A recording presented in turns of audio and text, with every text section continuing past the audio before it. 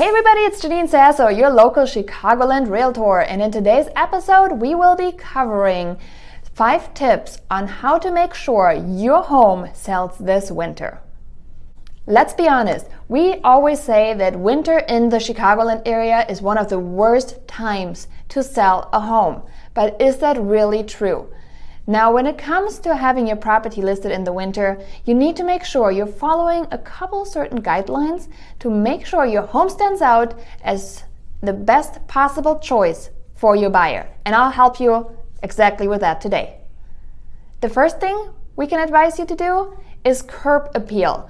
Even though in the winter it is important to keep in mind the curb appeal of your home. When a buyer pulls up to your house, it's nice to have a driveway that is plowed. You want to maybe invest into some hardy winter plants, some evergreens to spruce up the outside.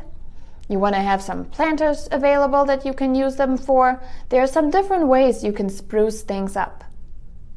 The second part we want to point out is some of the maintenance that is required. You want to make sure your gutters are all good and they're all attached, they're all in shape, they're all level, because if they're not, the buyer will pinpoint it out and they will start questioning if the house has any water infiltration, if there's anything wrong with the house, and we do want to eliminate that belief right off the bat. And also, go around and check your doors and your windows to make sure that there's no draft coming in. We want to demonstrate to the buyer that house is as solid as can be and a great investment.